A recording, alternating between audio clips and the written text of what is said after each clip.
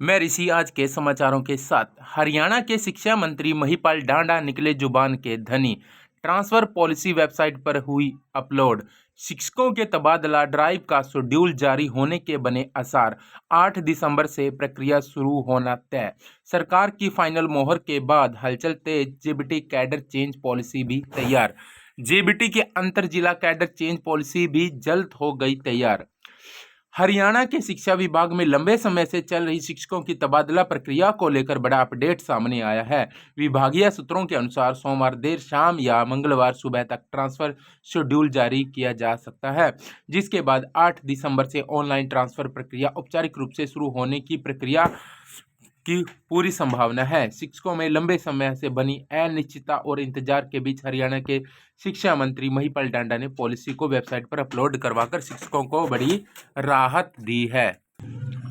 हरियाणा में शिक्षकों के तबादलों की नई नीति घोषित। मर्जी से चुन सकेंगे स्कूल। 9 साल में तीसरी बार हुआ तबादला, नीति में बदलाव। जल्दी होंगे राज्य में भारी संख्या में शिक्षकों के तबादले। मोरनी, हाथी व नूह में पढ़ाई करने वाले शिक्षकों को 10% अतिरिक्त वेतन की सुविधा देगी सरकार। हरियाणा में 9 साल के भीतर तीसरी बार शिक्षकों की ऑनलाइन तबादला नीति में बदलाव को मंजूरी दी गई है। शिक्षा विभाग के अतिरिक्त मुख्य सचिव ने संशोधित तबादला नीति की अधिसूचना जारी कर दी है। जल्द ही राज्य में भारी संख्या में शिक्षकों के तबादले होंगे। नई नीति के तहत पलवल के हथीन ब्लॉक, पंचकुला के मोरनी ब्लॉक व नूह जिले में तैनाती वाले शिक्षकों को 10% अतिरिक्त वेतन दिया जाएगा।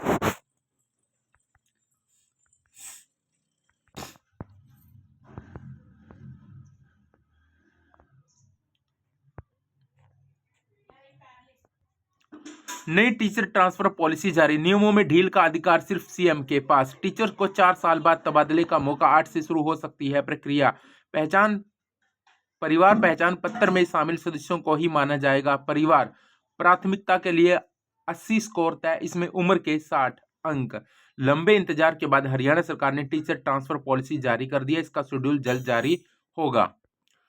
प्रदेश के 2808 स्कूलों ने भी अभी तक नहीं गरीब बच्चों के लिए खाली सीटों का ब्यौरा।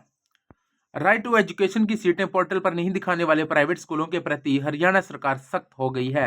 राज्य सरकार ने पिछले 8 माह के भीतर ऐसे 2808 प्राइवेट स्कूलों के MIS पोर्टल बंद कर दिए हैं। इस वजह से जहां बच्चों के ऑनलाइन दाखिले नहीं हो पा रहे हैं, वहीं शिक्षा विभाग के अधिकारी चाहते हैं कि प्राइवेट स्कूलों को अपनी मनमानी छोड़कर गरीब बच्चों को अपने स्कूलों में दाखिले देने चाहिए। आरबीआई ने जमा खातों पर ब्याज दरों को लेकर जारी किए नए नियम निर्देश। सभी बैंकों में एफडी की न्यूनतम अवधि 7 दिन होगी। आरबीआई ने बचत बैंक, चालू बैंक खाते समेत सावधि जमा यानी एफडी और टीडी समेत अन्य नियमों में अहम बदलाव किए हैं। इनके मुताबिक बैंक द्वारा तय न्यूनतम अवधि से पहले समय अवधि जमा निकालने पर कोई ब्याज नहीं मिलेगा। आरबीआई ने एफडी की न्यूनतम मानक अवधि 7 दिन की है, लेकिन बैंक अपने मुताबिक इससे अधिक न्यूनतम अवधि तय कर सकते हैं। सुप्रीम कोर्ट ने एनसीटीई से पूछा, क्या स्पेशल एजुकेटर की नियुक्ति के लिए टीईटी जरूरी? तो सुप्रीम कोर्ट ने अब स्पेशल एजुकेटर, विशेष जरूरत वाले बच्चों को पढ़ाने वाले शिक्षक की नियुक्ति में भी टीईटी यानी शिक्षक पात्रता परीक्षा का पेंच फंसता नजर आ रहा है। हाल ही में सुप्रीम कोर्ट ने national council for teacher education से पूछा है कि क्या स्पेशल एजुकेटर के लिए भी टीईटी जरूरी है। कोर्ट ने एनसीईटी से इस बारे में कानूनी स्थिति स्पष्ट करने को कहा है। मर्चेंट नेवी में जाने की जिद। कोटा की बेटी ने बदलवा दिए नियम। कम कद की लड़कियों लिए खुले रास्ते। मर्चेंट नेवी से छूट मिली पर कंपनियों ने नौकरी नहीं दी। राजस्थान के कोटा की बेटी प्रियंका सेन की जिद ने दुनिया भर की कम कद की लड़कियों के लिए मर्चेंट नेवी में कैरियर बनाने का रास्ता खोल दिया है। अब तक मर्चेंट नेवी में जाने के लिए लड़कियों का कद 157 सेंटीमीटर होना जरूरी था, लेकिन प्रियंका के संघर्ष के बाद अब इसे 5 सेंटीमीटर घटाकर 152 कर दिया गया है। इससे पहले 157 सेंटीमीटर के कम कद वाली लड़कियों का शिपिंग कोर्स ही नहीं कर पाती थी। प्रियंका ने इस नियम में बदलाव के लिए मर्चेंट नेवी अधिकारियों को बार बार तर्क के साथ आग्रह किया। उनकी जिद के बाद नियम बदल गए। जिले में बगैर मान्यता के 350 से अधिक प्ले स्कूल। महिला एवं बाल विकास विभाग को मिले मात्र 41 आवेदन, 29 का रजिस्ट्रेशन पूरा। नियमों को ताक पर मनमानी तरीके से जिले भर में प्ले स्कूल चलाए जा रहे हैं। जिले के हर कॉलोनी में एक प्ले स्कूल आसानी से देखा जा सकता है, लेकिन बड़ी संख्या में इनके पास कोई रजिस्ट्रेशन नहीं है, जिससे वहां पढ़ने वाले बच्चों का भविष्य भी अधर में है। जिले भर में करीब 350 प्ले स्कूल चले हैं, जिनमें नियमों के तहत सभी स्कूल संचालकों को इंफ्रास्ट्रक्चर तैयार कर रजिस्ट्रेशन के लिए कहा गया है। हरियाणा कर्मचारी चयन आयोग के सख्त पत्र से बच सकती है 24 ग्रुपों के चयनित उम्मीदवारों की नियुक्ति। गलियारे में चर्चा हो रही है कि हरियाणा सरकार और हरियाणा कर्मचारी चयन आयोग ग्रुप सी के 24 ग्रुपों के चयनित उम्मीदवारों का चयन और नियुक्ति बचाने में कामयाब हो सकते हैं। पंजाब एवं हरियाणा कोर्ट ने पुनर्विचार याचिकाओं की सुनवाई के दौरान हालांकि एडवोकेट जनरल परविंदर चौहान और additional advocate general Sanjeev Kaushik ने खंडपीठ के सामने सुनवाई के दौरान वह दावा किया था कि इन 24 ग्रुपों में जिन उम्मीदवारों का चयन हुआ है उन्हें सामाजिक आर्थिक मानदंड के अंक नहीं दिए गए हैं, बल्कि सीटें में प्राप्त अंकों के आधार पर ही चयन किया गया है।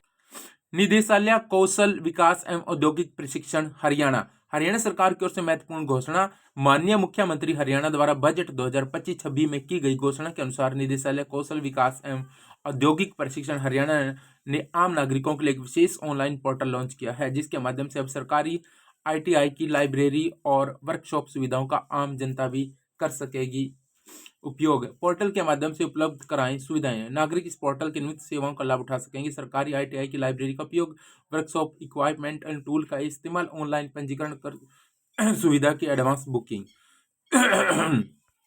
मेदांता में HKRN के माध्यम से होगी 100 भर्तियों पर नर्स की भर्ती। चंडीगढ़ हरियाणा कौशल रोजगार निगम लिमिटेड के माध्यम से स्टाफ नर्स के पदों पर नौकरी का मौका। गुरुग्राम मेदांता मेडिसिटी में स्टाफ नर्स के 100 पदों पर आवेदन मांगे गए।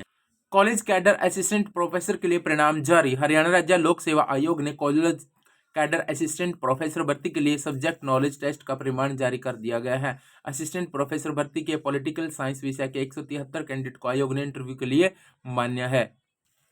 शिक्षकों के तबादलों की नई नीति घोषित। मर्जी से चुन सकेंगे स्कूल। पति पत्नी में सिर्फ 1-2 लाभ। पिछड़े ब्लॉक में पढ़ाई करने वाले शिक्षकों को 10% अतिरिक्त वेतन की सुविधा देगी राज्य सरकार। हरियाणा में 9 साल के भीतर तीसरी बार शिक्षकों की ऑनलाइन तबादला नीति में बदलाव को मंजूरी प्रदान कर दी गई है। वीकेंड कोर्स चलाने वाला प्रदेश का पहला संस्थान बना CBLU। इंडोर स्टेडियम और स्विमिंग पूल बनने के बाद खेल प्रतियोगिताओं को मिलेगी अंतर्राष्ट्रीय स्तर की सुविधा।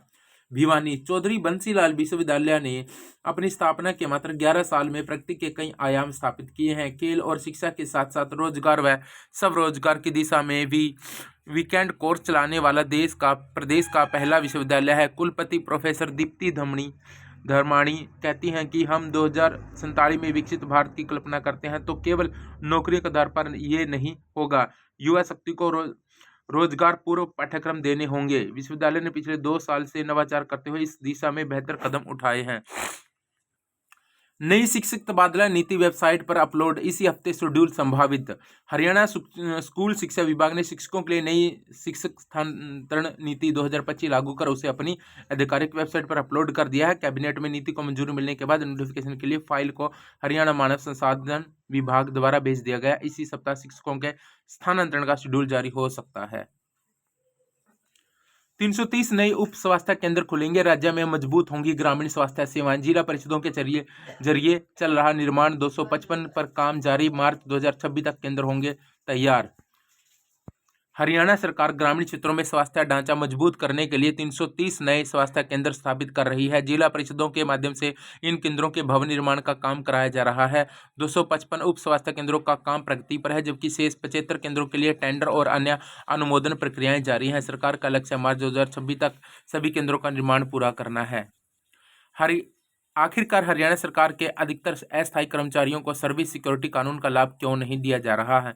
गलियारा में पूछा जा रहा है कि हरियाणा सरकार के अधिकतर अस्थायी कर्मचारियों को सर्विस सिक्योरिटी कानून का लाभ क्यों नहीं दिया जा रहा है। हालांकि कई विभाग बोर्ड नियमों ने इसे लागू भी कर दिया है, मगर अधिकतर ने लागू नहीं किया है। गलियारों में पूछा जा रहा है कि आखिरकार इस सर्विस सिक्योरिटी कानून को 1.25 साल से लागू करने और करवाने की जिम्मेवारी किस अधिकारी की है। SMO की सीधी भर्ती बंद करने और संशोधित ECP मांग रहे डॉक्टरों की नजरें अब मुख्यमंत्री पर।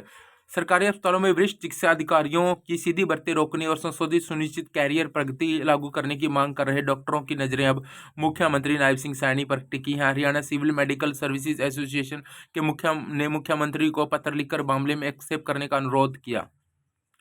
आउट ऑफ सिलेबस पेपर आने से छात्र बढ़ के परीक्षा रद्द। कुरुक्षेत्र विश्वविद्यालय से संबद्ध कॉलेजों में शनिवार को बीए तृतीय सेमेस्टर की हिंदी की पहली परीक्षा आयोजित की गई। परीक्षा शुरू होते ही विद्यार्थियों में हड़कंप मच गया, क्योंकि उन्हें जो प्रश्न पत्र दिया गया वह आउट ऑफ सिलेबस था। छात्रों के विरोध के बाद विश्वविद्यालय को तत्काल प्रभाव से परीक्षा रद्द करनी पड़ी। जानकारी के अनुसार यह प्रश्न पत्र पुराने पाठ्यक्रम का था, जिससे विद्यार्थी परेशान नजर आए। छात्रों का कहना है कि यह विश्वविद्यालय की गंभीर लापरवाही है, जिससे उनका समय और मेहनत दोनों बर्बाद हुए हैं।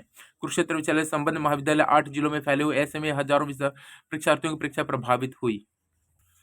संसद का शीतकालीन सत्र आज से एसआईआर पर विपक्ष बढ़ाएगा पारा। 15 दिन चलेगा सत्र। निजी कंपनियों के लिए ऐसा परमाणु क्षेत्र खोलने समेत 13 विधेयक होंगे पेश। सर्वदलीय बैठक में विपक्ष की एसआईआर, दिल्ली धमाके, प्रदूषण पर चर्चा भी की मांग।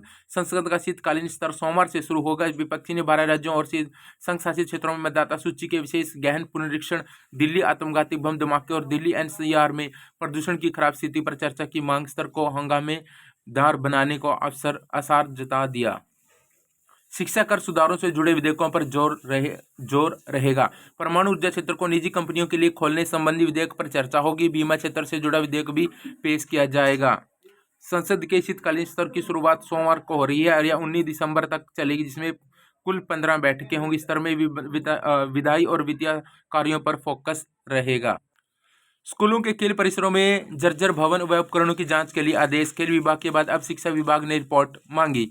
जिला शिक्षा अधिकारी फतेहाबाद ने जिले के सभी राजकीय व गैर राजकीय स्कूलों में स्थित खेल परिसरों, भवनों और खेल उपकरणों की सुरक्षा को लेकर बड़े निर्देश जारी किए। आदेशों में जिला शिक्षा अधिकारी ने कहा कि सभी खंड शिक्षा अधिकारी अपने अधीन स्कूलों के खेल परिसरों में स्थित भवनों और उपकरणों का निरीक्षण करवाएं।